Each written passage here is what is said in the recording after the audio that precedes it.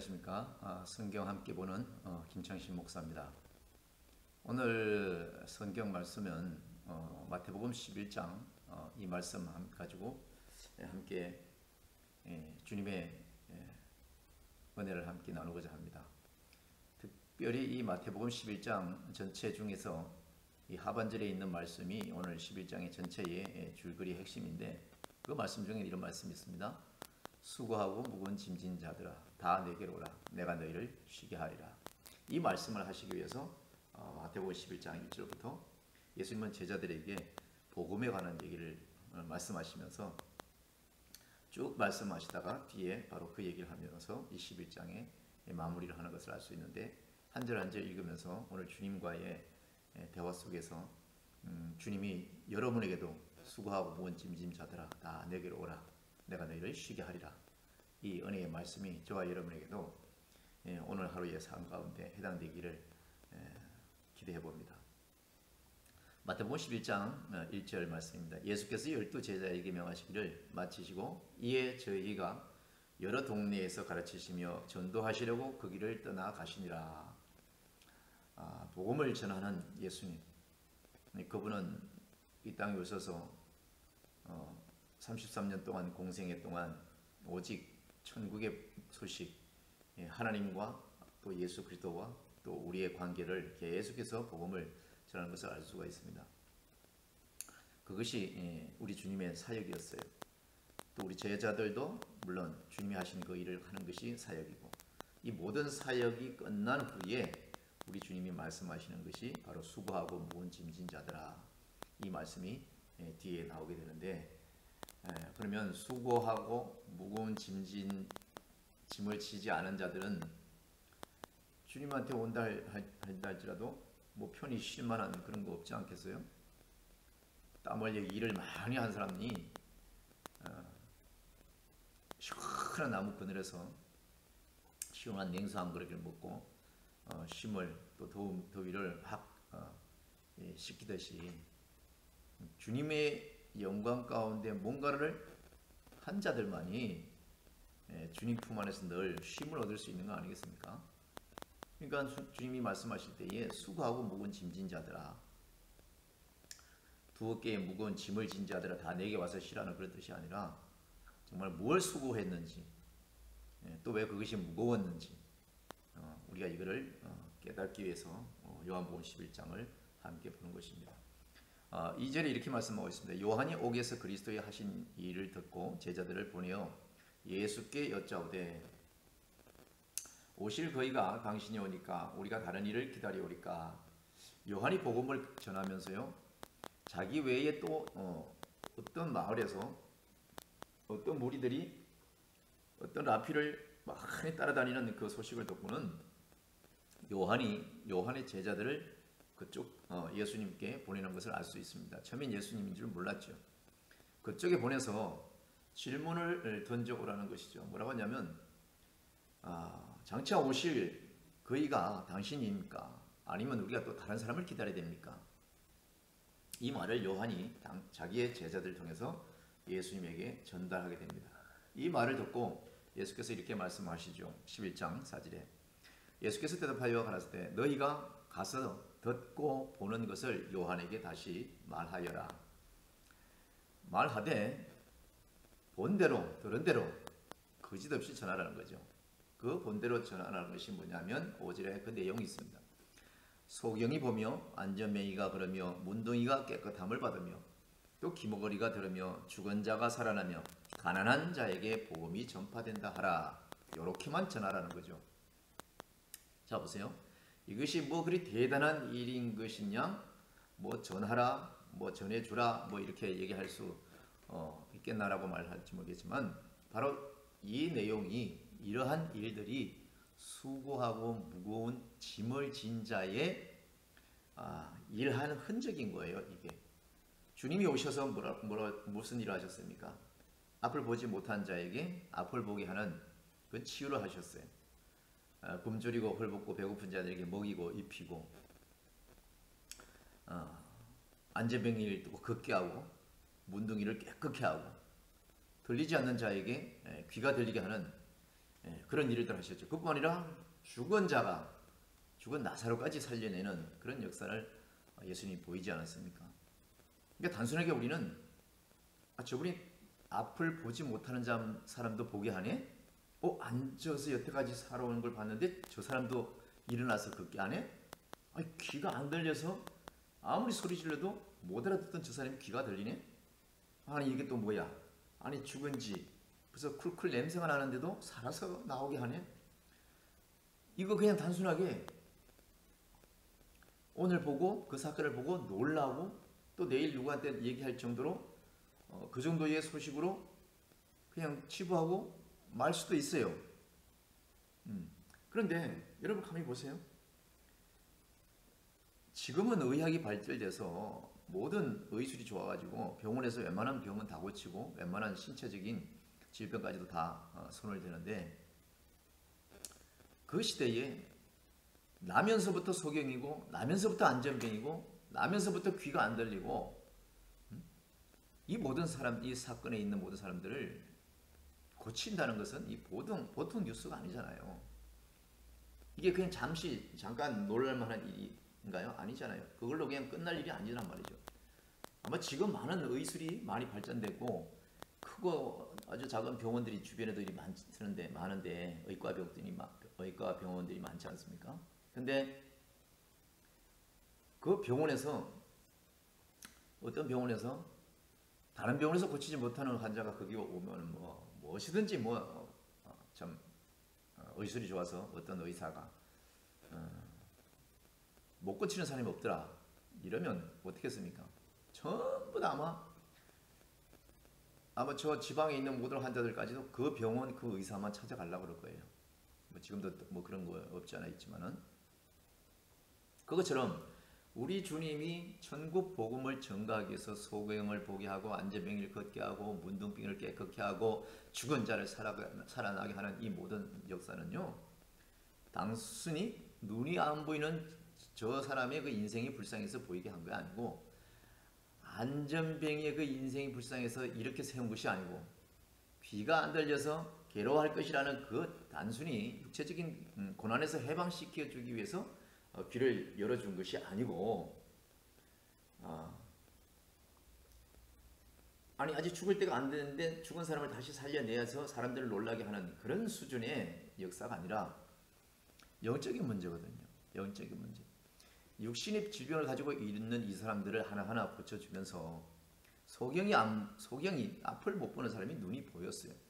그렇다면 오늘날 우리는 눈을 뜨고 있으되 진실로 예수를 못 보는 사람들이 많잖아요. 지금 아무리 외쳐도 교회를 나가지 않아요. 아무리 예수를 믿어야 된다 해도 예수를 믿어야 구원 있고 예수를 믿어야 천국 가고 예수를 믿어야 죄 사함을 얻는다고 얘기를 해도 그 장소가 어디냐? 교회라고 얘기해도 그걸 가르치는 사람이 누구냐? 그걸 목회자라고 얘기해도 세상 사람들이 귀를 안 기울입니다. 눈이 안 보이면 병원 가지, 배고프면 식당 가서 사 먹지, 이런 수준의 그런 차원으로 접근을 한단 말이죠.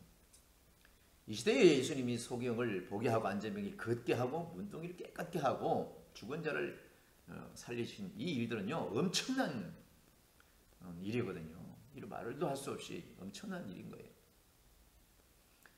이렇게 날마다 예수님은 일하셨어요. 가는 곳곳마다 병든 자를 치료해주고 귀신 들린 자를 내쫓고 치유하고 귀신을 내쫓아주고 굶주리고 헐벗은 자를 찾아가고 고아와 과부들을 위로하는 이 예수님의 그 행보는 그 사역은요 매일매일 스케줄이 이루 말할 수 없이 엄청났습니다. 그렇기 때문에 그 수고라는 것은 이루 말할 수가 없는 것이죠. 그 육신의 피곤함이라는 이루 말할 수 없는 겁니다. 이렇게 예수님이 요한의 제자들에게 전해주려 한 얘기가 바로 그거예요. 소경이 보며 안전병이가 흐르며 문둥병이가 깨끗해지고 또 기머거리가 들으며 죽은 자가 살아나는 이 얘기를 전해라는 것이죠. 그러면서 이렇게 말씀하고 있습니다.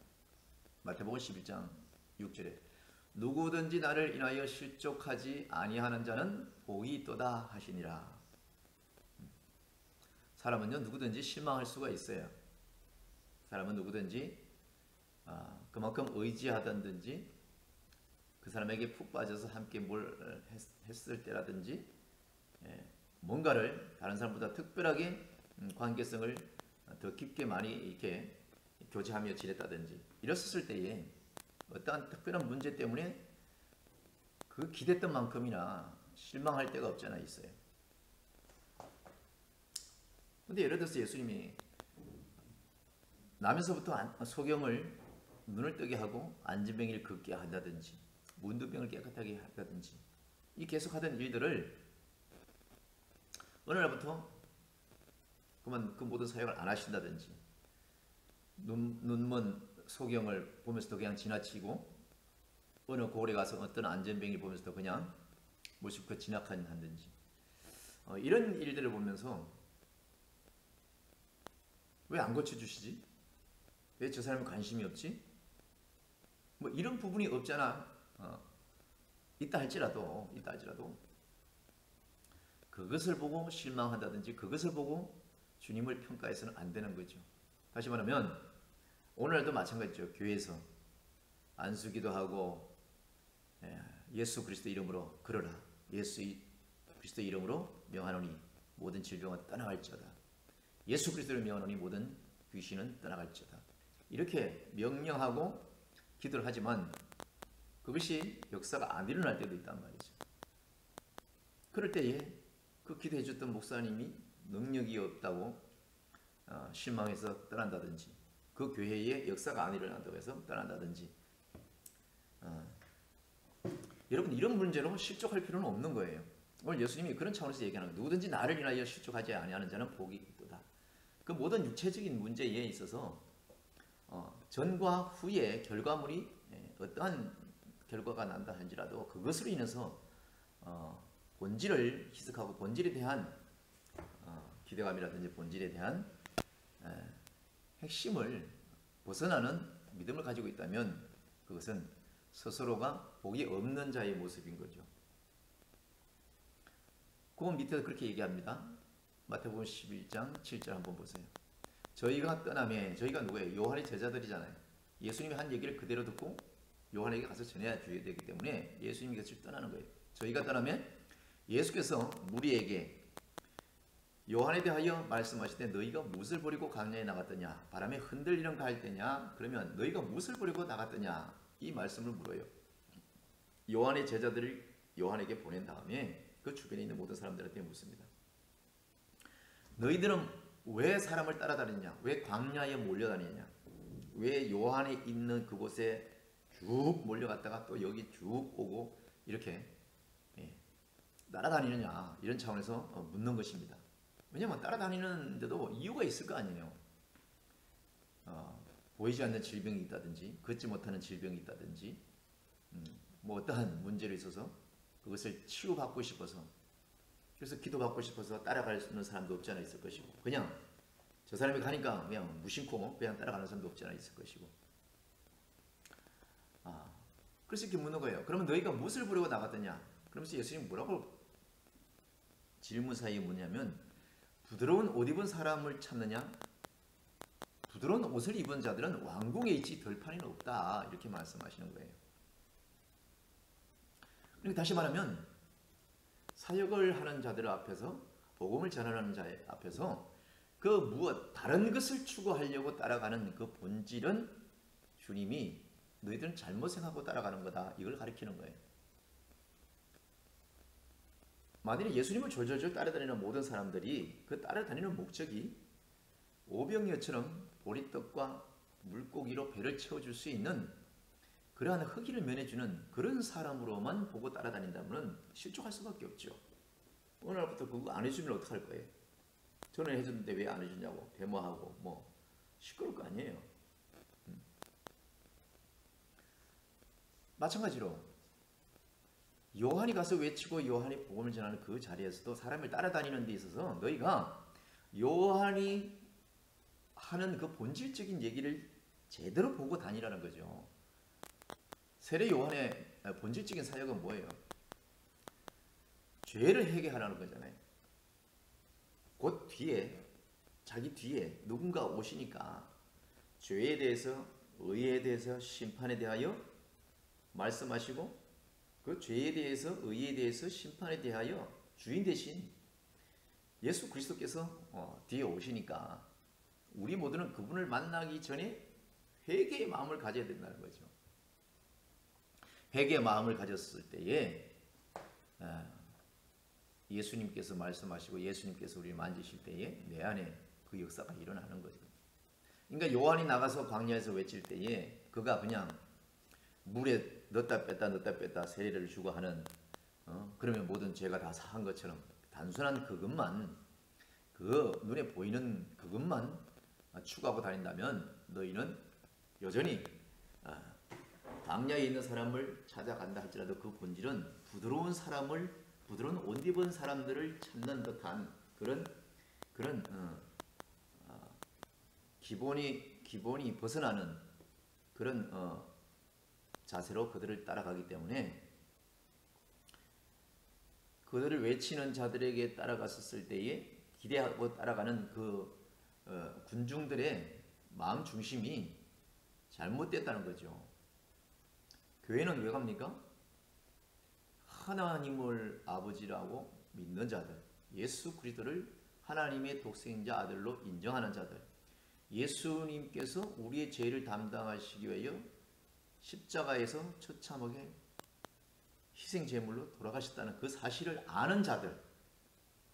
그래서 예수님이 우리의 죄를 다 구원하시고 용서하시고 하나님의 은혜로 우리가 하나님의 자녀가 아닌 죄의 자녀의 신분에 있다가 하나님의 자녀로 다시금 원상복귀하는 데 있어서 그 예수님이 십자가에서 하나님과의 우리의 모든 막혔던 담을 흘러주시고 그 관계성을 다 회복시켜 주신 그 장본임을 아는 자들이 모여서 하나님께 기도하고 감사의 찬송을 하고 말씀을 듣는 곳이 바로 교회거든요. 근데 저 사람들이 단순히 우리를 그냥 교회 가가지고 끼리끼리 뭘 하는지도 제대로 알지 못하면서 단순하게 광야를 따라다니는 사람이 저런 사람들이 뭐 옷을 입은 사람인가 뭐 하는 사람인가 가장 기본적으로 깊이 알지도 못하는 그런 수박 겉핥기 시기의 그런 궁극적으로 따라간다 그러면 그것은 너희는 잘못 따라다니는 거다. 지금 이걸 얘기하는 거예요. 비유로 말씀을 드리면. 계속해서 이렇게 말씀하십니다. 마태복음 11장 9절에 그러면 너희가 어찌하여 나갔더냐 이렇게 바로 연이어서 묻습니다. 그러면 선지자를 버리더냐 이렇게 묻는 거예요. 설마 광야에 있는 사람이 또 부드러운 비단 옷을 입은 사람이 무슨 광야에 있겠어요. 그죠? 부드러운 옷을 입은 사람은 부드러운 옷이 그만큼 돋보이게 하는 궁궐 안에 있을 거 아니에요. 그러니까 예수님이 부드러운 옷을 입은 사람을 찾느냐? 그런 사람은 광야에 없고 궁궐 안에 있는 걸 얘기하는 거예요. 궁궐 안에 있진 않냐? 그러면 너희가 어찌하여 나갔냐? 그럼 선지자를 보려고 나갔더냐? 이걸 묻는 거예요. 그래서 그렇지. 그러면 그렇지. 너희가 선지자를 보러 나갔겠지. 그러면서 던지는 말씀이 뭐냐면 옳다. 내가 너희에게 이르노니 선지자보다도 나은 자니라. 처음으로 주님이 자기 자신을 그 어떠한 존재의 사역자들보다도 자신이 그 모든 것에 우선시 된다는 것을 말씀하시고 있는 대목이 바로 여기입니다. 뭐라고 그래요? 선지자보다도 나은 자니라. 누가? 당신이 예수 그리스도께서. 그러면서 성경 말씀을 인용합니다. 기록된 바 보라 내가 내 사자를 네 앞에 보내노니 저가 내 길을 네 앞에 예비하리라 하신 이것이 이 사람에 대한 말씀이니라 라고 자기 자신이 이 땅에 오실 이유와 또 하실 일과 또 장차하실 일과 또 그 모든 것에 구약의 많은 선지자들이 지금까지 말씀을 던져왔잖아요. 이스라엘 백성들에게. 그 본질을 잊어버리지 말고 그 본질에 입각한 그러한 자세로 자기를 보라는 것이죠. 광야에 외치는 자들을 바라보라는 것이죠.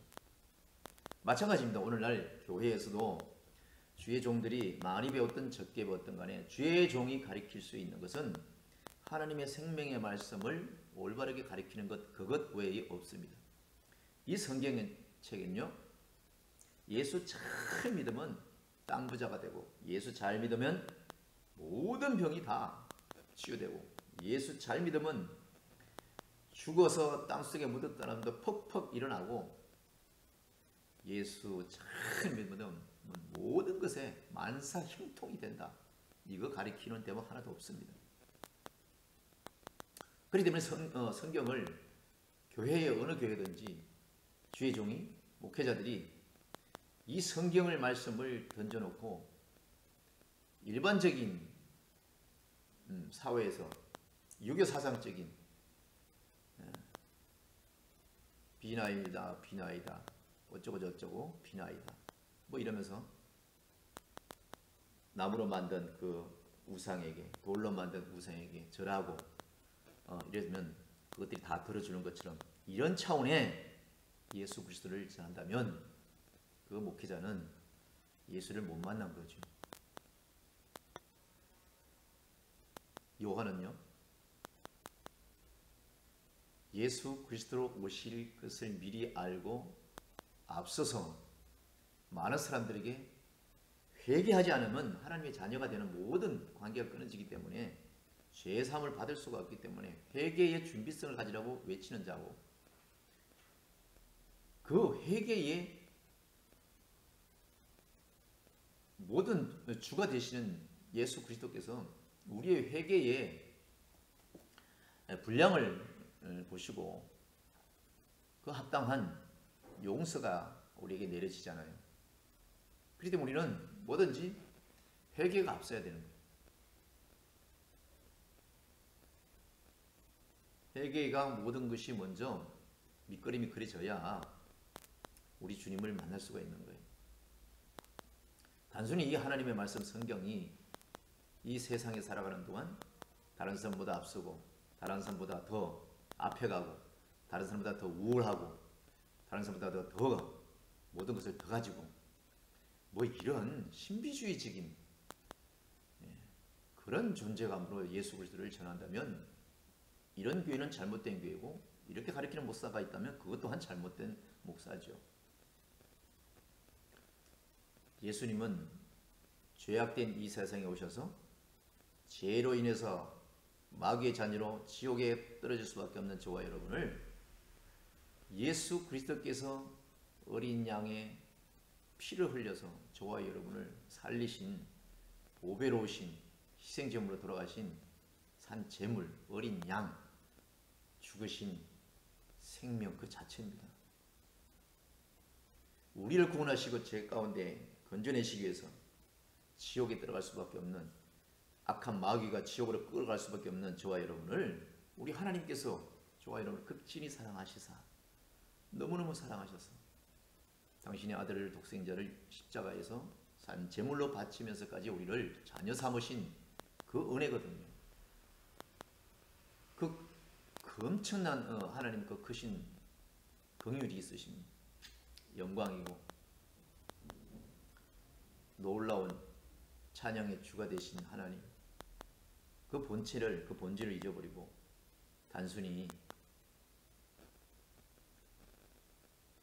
유교사상적인, 힘들고 어려울 때 그냥 예수님만 부르면 모든 것이 만사 형통되는 그런 조건부에 호신용으로 예수를 만난다고 한다면, 교회를 다닌다고 한다면, 또 그런 식으로만 가르친다고 한다면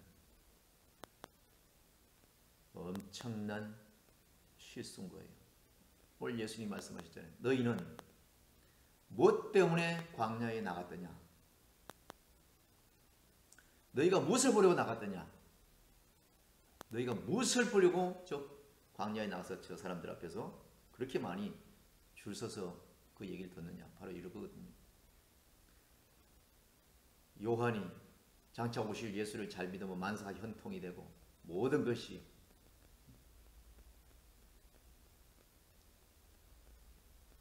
변하고 모든 것이 생활의 모든 것이 반전이 된다고 광야에서 그거 외칩니까? 요한은 그러지 않았잖아요. 근데 오늘날은 요한이 하지 아니한 것을 외쳐요. 요한이 외치지도 않은 것들을 외친단 말입니다. 예수 잘 믿으면 빚이 많았는데 그것도 갚아주시더라. 예수 잘 믿으니까 옷도 그 양 생기더라. 예수 잘 믿으니까 건물도 생기더라. 그건 죄에 대해서, 의에 대해서, 심판에 대해서는 아무것도 관심이 없는, 관계성이 없는 얘기를 외치는 거예요. 어디서? 교회에서. 누가? 일부 목회자들이. 그렇게 좋은 신학교 나와가지고 그렇게 형편없는 것을 외치면서 그걸 복음이라고 가리킵니다. 오늘 예수님은 광야에 따라나간 이 많은 무리들에게 올바르게 가르칩니다. 11절 보세요. 마태복음 11장 11절. 내가 진실로 진실로 너에게 말하노니 여자가 낳은 사람 중에 세례 요한보다 큰 이가 일어나니 없도다. 모든 사람은 여자의 몸에서 태어나죠. 근데 여기도 우리 주님이 말씀하시는 영적인 핵심이 있습니다. 내가 진실로 너에게 말하노니 여자가 낳은 자 중에 세례 요한만큼 세례 요한보다도 더 큰 이가 없다는 거예요. 키를 말하는 것이 아니라 세례 요한이 복음을 전하며 겪었던 어려움이라든지 여러 가지 환경은 이루 말할 수가 없는 거예요. 하루 세끼 먹는 것부터 잠자는 것까지 모든 것이 아주 너무너무 힘든 그런 환경인 거예요. 오늘날 저를 비롯해서 많은 사람들이 얼마나 편하게 삽니까? 특별히 일부 대형교회 목사님들이 얼마나 많은 부를 축적하고 삽니까? 그건 자세한 것들은 내 얘기 안 하겠습니다만은 그런 사람은 오늘 세례 요한보다도 결코 큰 사람이 아닙니다. 교회 건물이 크다고요? 성도가 많다고요? 천만에요. 오늘 예수님께서 말씀하신 거죠. 내가 진실로 너에게 말하노니 여자가 낳은 자 중에 세례 요한보다 큰 이가 없다. 세례 요한보다 큰 이가 없다. 이것은요. 그 삶 자체가 나는 죽고 오실 이에 합당한 삶을 사는 자예요. 나의 모든 것은 내려놓고 나의 인생도 내려놓고 나의 모든 관계와 모든 것을 다 내려놓고 오직 오실 이를 위해서 그 광야에서 외치는 자로서의 올바르게 전파하는 것에 그 누구보다도 수고로운 자였다라는 거죠. 수고로운 자였다.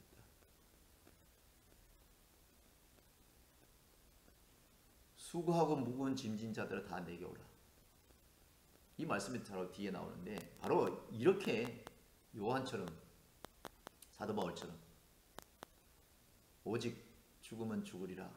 어떠한 환경에서도 그래서 누구 보고 아주 교회에서도 아주 순종하고 겸손히 교회를 잘한다고 정말 잘해서 칭찬하는데 그것이 어느 날 교만이 들어가가지고 교회 위에서 교회 안에서 사람들 앞에서 어느 날부터인가 군림하려고 그러고 위에 서려고 그러고 그런 시험에 빠지는 사람이 없지 않아 있습니다.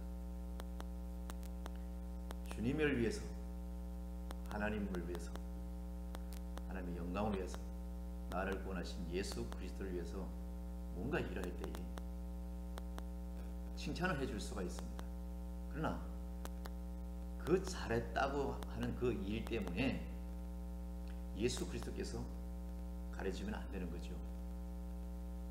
오늘 세례 요한보다 큰 이가 없다고 하시면서 그러나 예수님 무슨 말씀하시냐면 천국에서는 뭐예요? 극히 작은 자라도 저보다 클 수도 있다. 큰 자로 인정받을 수가 있다 이거죠.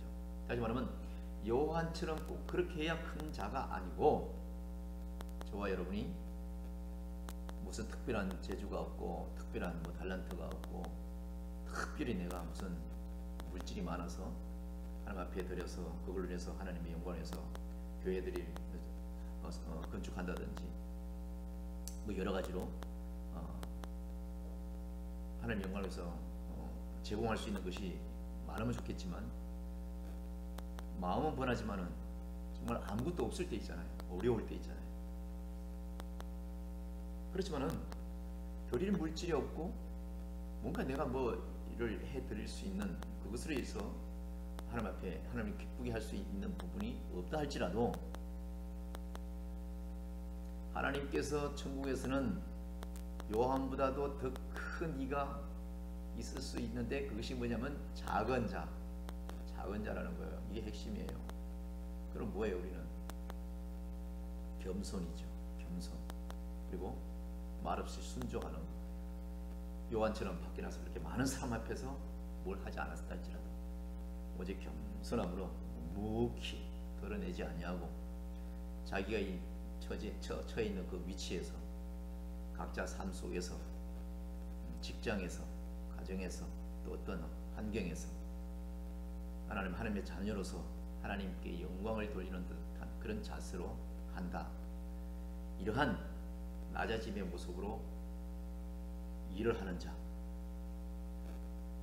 그러나 그 안에는 뭐가 있어요? 예수께서 계시죠. 그런 성령님이 계신단 말이에요. 그러면 그런 자가 작은 자로 비출 수가 있죠. 크게 요한보다 요한처럼 큰 원을 그리고 다니는 사람보다. 그렇지만 천국에서는 극히 사람들은 알아주지 않고 세상 사람은 쳐다도 안 본다 할지라도 극히 그 작은 자가 천국에서는 요한보다도 더 클 수 있다는 그 말씀을 하시는 거죠. 자 보세요. 수고하고 무거운 짐진 자들아 다 내게로 오라. 이 수고하고 무거운 짐진 자. 수고로는 뭐고 무거운 건 뭘까요? 예수 그리스도를 영접함으로 인해서 만사 형통에 만사 해결하는 그런 존재로 예수 믿는 것이 아니고 예수 그리스도를 믿는 그 순간부터 주님이 겪었던 그 고난도 우리가 겪을 수가 있어요. 주님이 가신 그 길을 우리가 안 가는 게 아니에요. 주님이 가신 그 길을 우리도 가는 거예요. 그래야 우리에게도 부활이 있는 거예요. 주님께서 가셨던 그 길은 고난의 길이고 배고픔의 길이고 가난의 길이고 질병의 길이고 어려움의 길이고 세상 물질 많은 사람들에 비하면 정반대되는 그런 모습일 수도 있어요. 그러나 천국에서는 누가 지금 제일 큽니까? 예수 그리스도가 제일 커요. 세상에서는 제일 작은 자로 봤습니다. 이스라엘 왕이라고 유대의 왕이라고 아유 두 팔에 십자가의 못을 쾅쾅 받고 십자가에 걸어놓으니까 그냥 죽어버렸잖아요. 형편없이 죽어버렸어요. 그분만 따라다니면 만사 형통일 것이라고 생각하고 따라다녔던 제자들도 다 뿔뿔이 떠났습니다. 예수 그리스도만 잘 줄을 서면 만사 형통이 되고 뭔가 한 자리 얻었을 것 같고 이런 모습으로 광야에 부드러운 옷을 입은 사람을 쫓아가는 그런 수준으로 쫓아간 자들은요 수고한 자들이 아닙니다. 수고하고 무거운 짐진 자들은요 예수 그리스도를 믿음으로 말미암아 오는 모든 환난과 고통과 어려움이 동반되는 그것까지도 가족으로부터 왕따 당할 수도 있습니다. 친구로부터 왕따 당할 수도 있어요. 사회로부터 왕따 당할 수도 있어요. 네, 주님의 말씀 중심으로 살려고 하니까 세상 사람하고 똑같이 이 세상에 살지만은 구별되게 살려고 하니까 어려움이 동반되게 따르는 것이 없잖아 있어요. 그것을 잘 참고 인내하며 드러내지 아니하고 부딪히지 아니하며 주님처럼 고난의 길을 뚜벅뚜벅 가는 그 삶 자체가 이 세상에서 살아가는데 얼마나 괴로움이겠어요. 그게 수고예요. 수고. 그것이 수고로움이란 말이죠. 그래서 그 수고로움과 참음이 내 마음에 내 이 어깨에 무거운 짐으로 느껴지고 그래서 주님이 말씀하실 때 그 수고하고 무거운 짐진 자들은 바로 예수 그리스도처럼 사는 자, 이런 자가 수고하고 무거운 짐진 자거든요.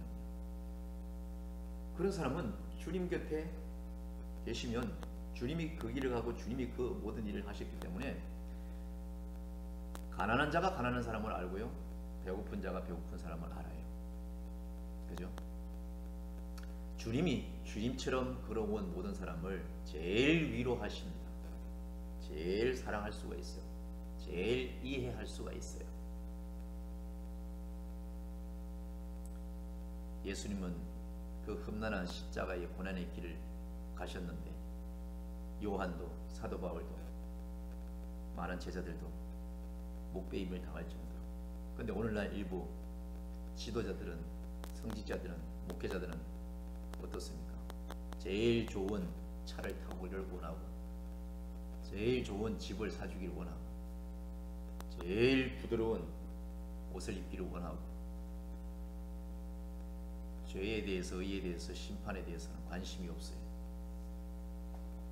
가르치질 않습니다. 예수 그리스도를 잘 믿으면 모든 빚 문제가 해결된다. 그것이 설교의 요지가 될 수는 없는 거죠. 오늘 11장 말씀에서 12절을 보겠습니다. 세례 요한의 때부터 지금까지 천국은 침노를 당하느니 침노하는 자는 빼앗느니라, 이렇게 말하고 있어요. 지금까지 잘못 생각하고 그 모습을 추구하고 따라다녔던 모든 주변에 있는 사람들에게 예수님이 뭐라고 그러냐면 세례 요한의 때부터 지금까지, 다시 말하면 2000년 전 세례 요한이 복음을 전하는 그때부터 지금 이 순간까지, 오늘 이 방송을 듣는 오늘을 사는 이 시점까지 천국은 침노를 당하는 거예요. 누구에게? 침노하는 자에게. 표현이 적절하지 않을 수도 있습니다만은 아무것도 없는 자가 남의 집에 도둑질을 하러 가는데 주인을 흔들어서 깨워서 나 배고프니까 먹을 거 좀 주시고, 돈이 떨어졌으니까 돈을 좀 주실 수 있습니까? 하고 친절하게 말하는 사람이 있습니까? 길 가는 사람을 넘어뜨리고 제압을 하고 강제로 그 주머니를 털어야 자기 것이 되잖아요. 비유가 적절하지 않을 수 있어요. 그러나 천국은 그만큼 뭐예요? 침노하는 자의 몫인 거예요. 그냥 되어지는 게 아니란 말입니다. 주님이 우리 죄를 대신하여 죽으셨으니까, 그래서 주는 그리스도시요 살아계신 하나님의 아들이라는 걸 믿기만 하면 천국 간다고 하니까 교회에다가 이름 숫자 딱 올려놓고 사는 것은 세상 사람하고 똑같이 살아요. 교회에다가 이름은 올려놓고 주일날 가서 눈도장은 찍고, 세상에서는 그보다 더한, 세상 사람보다 더한 그러한 사고방식 가지고 사는 사람이 없지 않아 있습니다. 물론 강단에서도 가르칠 때는 잘 가르치지만 사람인 거로 또 강단을 내려와서는 잘못 자신을 지키지 못해서 넘어지는 부분도 없지 않아 있겠지만은, 오늘날 우리는 천국을 침노하는 자로서의 삶을 살아야 천국을 차지할 수가 있다고 지금 예수님이 말씀하시는 거예요. 그 많은 무리에게 그렇게 얘기하는 거죠. 복음을 전하고 광야에서 외치는 자를 그냥 단순하게 줄줄줄 따라다녀서 그냥 회개가 이루어지는 것이 아니고 그냥 따라다님으로 인해서 그냥 일용할 양식을 그냥 막 얻어지는 것이고 하나님의 자녀가 되는 것이고 천국 가는 것이 아니고 침노하는 자처럼 열심을 내라는 거죠. 열심을. 13절 볼까요? 모든 선지자와 및 율법에 예언한 것이 요한까지니 만일 너희가 절기가 받을진대 오리라 한 엘리야가 곧 이 사람이니라. 구약 시대부터 죽었던 엘리야가 다시 올 것이라는 말이 계속 소문처럼 이스라엘 전역에 다 퍼졌는데, 그 말대로 단순히 세례 요한은 그 엘리야처럼 와서 그 일을 한 거예요. 그 본 그대로 느낀 그대로 그 수준의 사명자로의 모습은 이 사람이 맞아, 이런 뜻인 거죠. 그러면서 예수님이 뭐라고 말하냐면, 그렇게 보는 것은 너희들이 보는 대로 들은 대로 느낀 대로 그 말이 맞을 수도 있지만은 15절에 뭐라고 말씀하시냐면 귀 있는 자는 들을지어다, 이렇게 말씀하고 있어요. 다시 말하면 보는 것, 들은 것으로 판단하는 것에 너희가 흡족할 것이 아니라 진실로 이 가슴으로 깨달을 사람은 지금 이 순간부터 깨달으라는 얘기예요. 그래서 마태복음 11장 15절 이렇게 말씀하십니다. 귀 있는 자는 들을지어다. 이 세대를 무엇으로 비유할꼬? 그러면서 예수님이 생각하다 말고 어린 아이를 비유로 말씀하십니다. 16절 보세요. 이 세대를 무엇으로 비유할꼬? 비유컨대 아이들이 장터에 앉아 제 동물을 불러서 가로되 우리가 너희를 향하여 피를 불어도 너희가 춤추지 않고 우리가 애곡하여도 너희가 가슴을 치지 아니하였다 한 것 같도다. 어린아이 꼬맹이 때 여러분이 그 중에선 장기자랑을 잘하는 아이들이 있어요. 그죠? 쭉 모이면 누가 시키지도 않아도 그 회중을 이끌고 재밌게 하고 웃기고 뭐 여러 가지 그 분위기를 싹 이끄는 사람이 없잖아, 있어요, 어릴 때부터. 근데 그렇게 뭘 즐겁게 해도 웃지도 않아요. 뭐 슬픈 얘기를 해도 울지도 않아요. 감동이 없는 사람, 감동이 없는 사람. 바로 이 얘기가 그거예요. 우리가 너희를 향하여 피를 불어도 너희가 춤추지 않고 우리가 애곡하여도 너희가 가슴을 치지 아니하였다 한 것 같다. 이 비유를 말씀하시면서 이 세례 요한이 말하는 이 독사의 자식들아 회개하라, 천국이 가까웠느니라. 다시 말해 뒤에 예수님이 곧 오신다는 것을 의미하죠. 그러면서 이렇게 합니다. 18절 보세요. 요한이 와서 먹지도 않고 마시지도 아니하며 저희가 말하기를 귀신이 들었다 하더니, 세례 요한은요 바로 이런 일을 하셨어요. 먹을 시간도 없었어요. 뭐 하나 넉넉히 앉아서 편하게 마시지도 못했어요. 주야로 시간만 있으면 복음을 전하고 시간만 있으면 기운만 있으면 사람들한테 예수 그리스도, 장차 오실 예수 그리스도를 전파하느라고 자기의 먹고 마시고 사는 데는 요만큼도 신경을 못 쓴 사람이에요. 그래서 그는 바싹 말랐어요. 광야에서 제대로 잠을 편하게 잤겠어요. 누가 뭐 따뜻한 음식을 지어줘가지고 밥을 제대로 먹었겠어요. 오직 시간만 있으면, 오직 사람만 있으면 뒤에 오실 예수 그리스도 복음을 전하라고 그는 제대로 사람다운 모습을 살지 못했단 말이죠. 그러니 요한이 와서 먹지도 않고 마시지도 아니하며 그 일을 했는데 불구하고 그 주변에 있는 사람들은 저 귀신이 들려가지고 저 지저분하게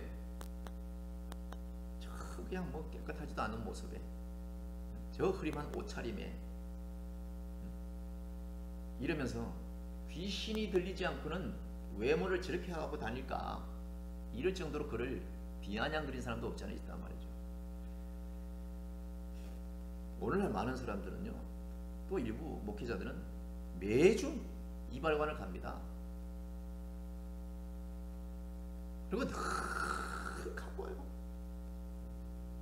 요새 또 너라도 인터넷 방송을 많이 하면서 일부 목사님들은 점점 화장이 화려해지고 옷도 화려해지고 무슨 연예인도 아니고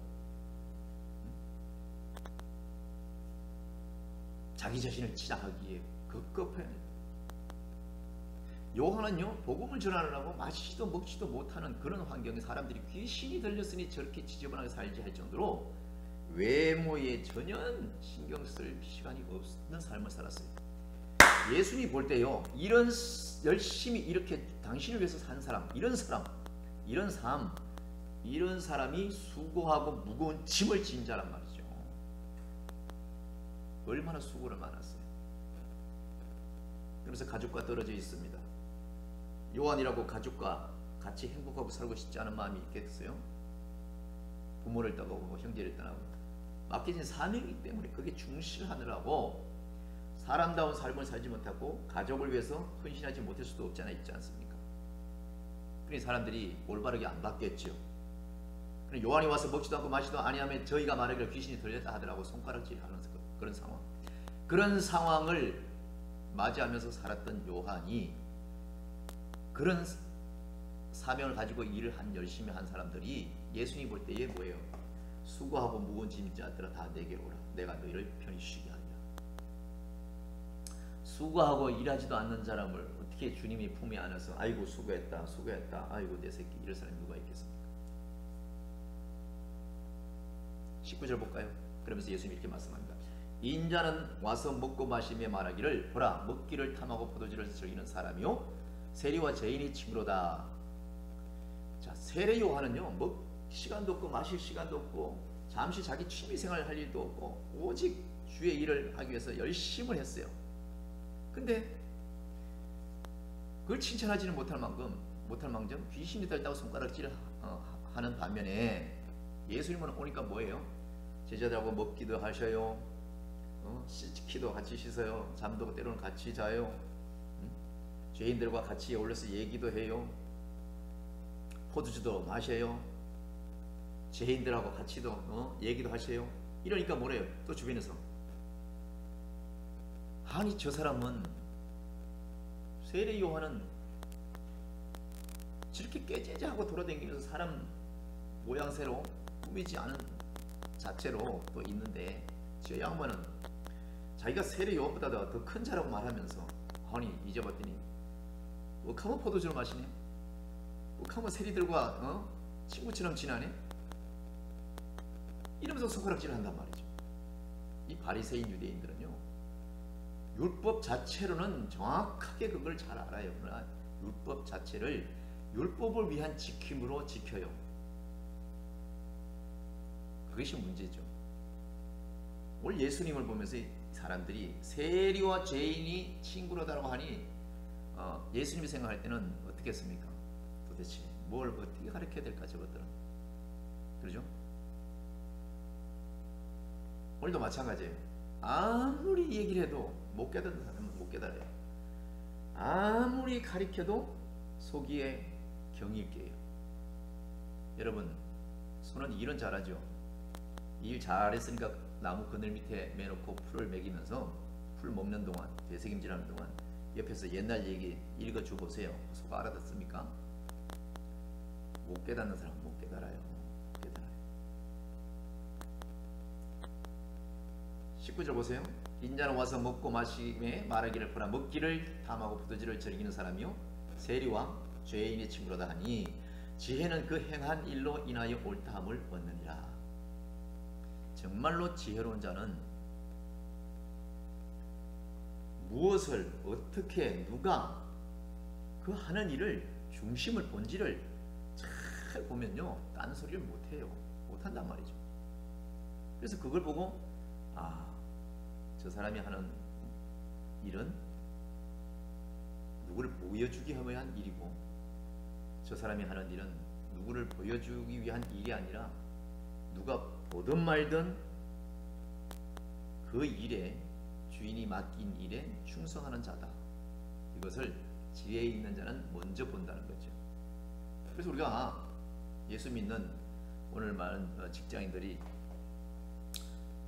직장에 갔을 때에 뭐 특별히 회식을 하고 예수 안 믿는 사람들은 뭐 술자리들 자주 가고 그렇기 때문에 예수 믿는 직장인들은 그들과 함께 그 회식 시간도 일과 중에 회사 일과 중에 또 친목 중에 또 들어가기 때문에 같이 어울리지 않을 수도 없잖아요. 그것으로 인해서 함께하지 못함으로 부딪힘도 없지 않아 있고 하는데 그 순간으로서 그것을 그들과 함께 하지 못할지라도 그거 외에는 다른 시간에 다른 것으로 그들을 감동시킬 수 있는 그런 마인드가 있다면 무슨지 아시죠? 술자리에서 내가 술을 못한다고 그 술자리에서 그들과 부딪히고 그들과 다툼하고 그로 인해서 회사에 불만을 가지고 있는 것보다도 자 보세요. 회사에서 12시간 일하는 동안 그 술자리 시간은 그들과 믿지 않는 자들과 부딪히는 시간은 불과 몇 시간일 뿐이란 말이죠. 그러나 그거로서는 내가 저들이 원하는 걸 못해줄지언정 우리 말씀하시잖아요. 지혜는 그 행한 일로 인하여 옳다함을 얻느니라. 그 술자리를 갖지 못하고 그 회식에서 갖지 못한다 할지라도 나머지 시간 예수 그리스도를 가슴에 정말로 뜨겁게 믿고 의지하는 그 신앙이 본바탕으로 된 사람이라면 그 나머지 시간은 어젯밤에 회식 자리에 나보고 술 먹으라고 괴롭게 하고 여러 가지로 날 힘들게 했던 그들에게 감동을 줄 수 있는 어떤 부분이 있을 거란 얘기죠. 그것으로 인해서 그 중심은 누가 봅니까? 하나님 보시는 거예요. 하나님. 술자리에서 술자리를 박차고 뒤집고 없는 그 중심은 관심 없어요. 하나님은. 오직 모든 일에 지혜가 있어야 되는 거예요. 그래서 그 지혜가 있어야 수고하고 무거운 짐진 자로 우리가 살아가면서 승리하면서 내 수고와 내 무거운 짐이 예수님한테 기댈 수가 있는 것이죠. 맡길 수가 있는 것이죠. 20절 보겠습니다. 마태복음 11장 20절. 예수께서 권능을 가장 많이 베푸신 고을들이 회개치 아니하므로 그때에 책망하시되, 이제 얘기가 점점점 복음으로 전해야 됩니다. 예수께서 권능을 많이 베풀었어요. 각 지역을 다니시면서. 근데 권능을 가장 많이 베푸신 고을들이 회개치 아니하는 것에 대해서 예수님이 서운해하셨어요. 책망하셨어요. 오늘도 마찬가지겠죠. 예수 그리스도의 복음을 제대로 가르치지 않는 교회와 주의종들과 그 어떠한 무리들에게는 분명히 책망하고 있을 거예요. 마찬가지 이치죠. 그런 곳에 화 있을진저 이러면서 비유로 말합니다. 21절에 화 있을진저 보라시나 화가 있을진저 벳세다야 너희에게서 행한 모든 권능을 두로와 시돈에서 행하였다면 저희가 벌써 베옷을 입고 제에 앉아 회개하였으리라. 회개할 것이라고 생각해서 그곳에서 하나님께서 말씀을 전거하고 회개를 기다리는데 불구하고 회개는커녕 오히려 돌아오는 것은 사악한 악덕한 그러한 것으로 돌아온다면 차라리 내가 저것들한테 전할 것을 차라리 내가 저쪽에서만 전했더라면 적어도 저것들은 어떠한 부분이 있어서 뉘우침이라도 있을 텐데 이런 차원인 거죠. 복음을 전하다 보면 별것을 다 느낍니다. 복음을 전하다 보면 침뱉음도 당하고 누군 물도 끼얹는다 그러고 누군 욕도 한다 그러죠. 그러나 이 시대에 암울한 시대에 답답함은 저 때나 이때나 지금 똑같은 거예요. 자 보세요. 22절에 내가 너희에게 이르노니 심판날에 두로와 시돈이 너희보다 견디기 쉬우리라. 오늘날 이 시대에 많은 주의 종들과 성도들이 나가서 예수 그리스도를 믿으라고, 예수 그리스도를 믿어야 구원받고 예수 그리스도를 믿어야 회개 용서하고 용서를 받고 천국의 자녀가 되고 하나님 아버지의 자녀가 될 수 있다고 그렇게 외쳐도 듣질 않습니다. 하나님 앞에 돌아오라고, 예수님 앞에 돌아오라고, 예수만이 구원이 있다고 그렇게 외쳐도 이 세상 사람은 듣지 않아요. 안 들어요. 예수님이 복음을 전하던 이 시대나 지금이나 다를 것 하나도 없습니다. 왜냐하면 악한 사탄 마귀가 영적 귀를 꽉 막고 있기 때문에 예수님을 보지도 못하는 맹인으로 만들어버리고 저들을 예수님의 소리를 듣지도 못하는 귀머거리로 만들어버려요. 자 보세요. 23절에 가버나움은 네가 하늘에까지 높아지겠느냐 음부에까지 낮아지리라. 저들이 예수를 믿으라고 그러고 복음을 접해야 된다고 그러고 교회를 다녀야 된다고 얘기했을 때에 너나 잘 믿으라고 이렇게 핍박하는 사람들 없잖아요. 형제들도 마찬가지잖아요. 예수 잘 믿는 자에게 도움은 되지 못하지만 핍박한단 말이죠. 한 가족에서도 있어서 주의 길을 가는 주의 종이 있는 그런 가정에서는 여러 가지로 협조를 잘하는 가족들도 있고 그렇지 못한 가족들도 있습니다.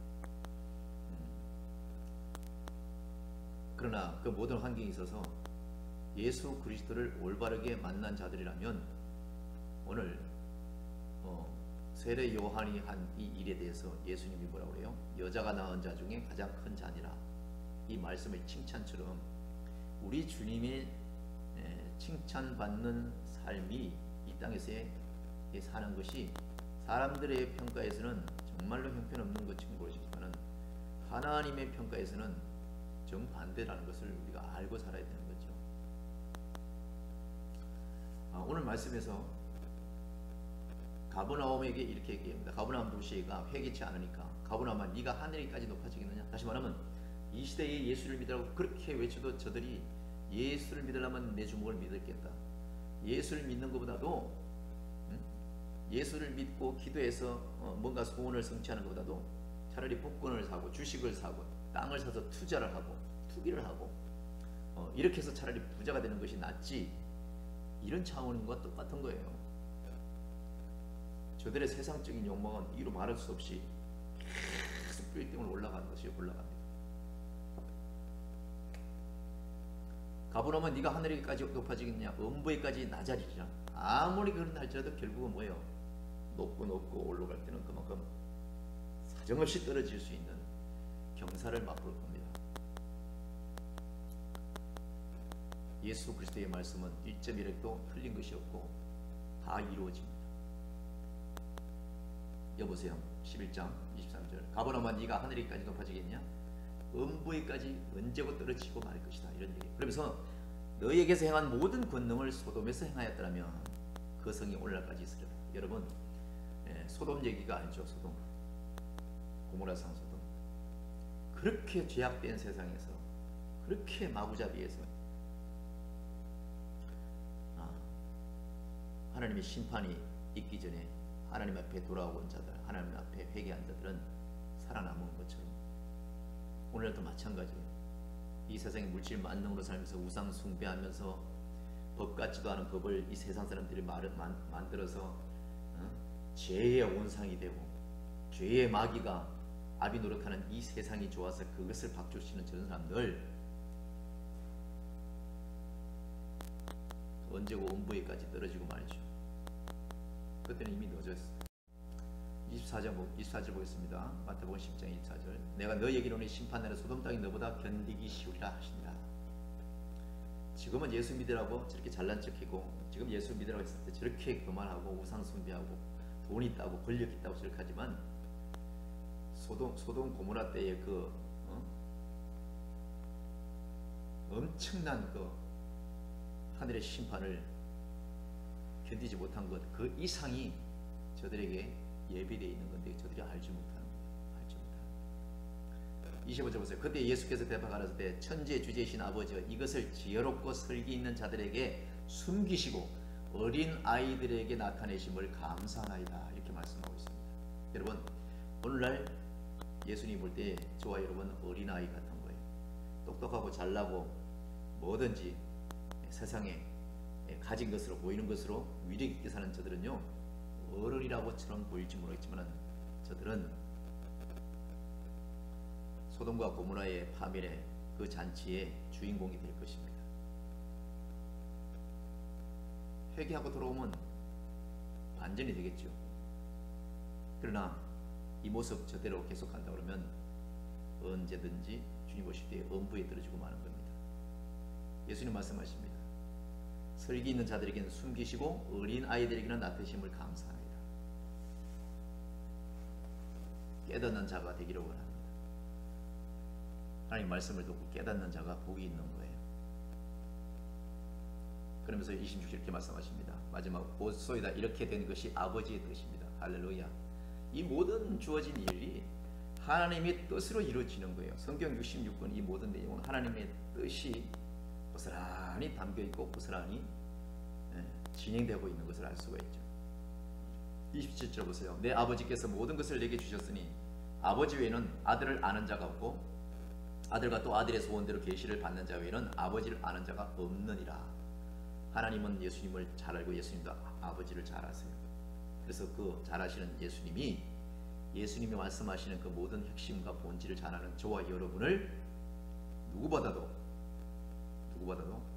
잘 아는 그런 주님이세요.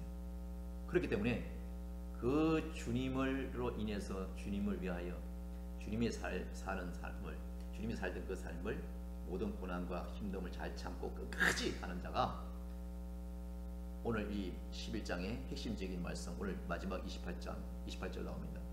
수고하고 무거운 짐진 자들아 다 내게로 오라. 내가 너희를 쉬게 하리라. 이것이 저와 여러분이 수고하고 무거운 짐진 자가 되고, 장차 수고하고 무거웠던 짐을 주님 앞에 가서 내려놓는, 그리고 우리가 주님의 품에서 늘 영원토록 쉬는 그런 저와 여러분이 될 수 있기를 주님의 이름으로 축원합니다. 수고하고 무거운 짐을 지고 있으니까 언제나 그것을 잘 참고 견디어 주님이 두 팔 벌려서 당신의 품에 쉬게 할 때에 나의 수고하고 무거운 짐 주님한테 내려놓고 영원토록 하나님을 찬송하며 천국의 주인으로 살기를 소망해 봅니다. 승리하길 바랍니다.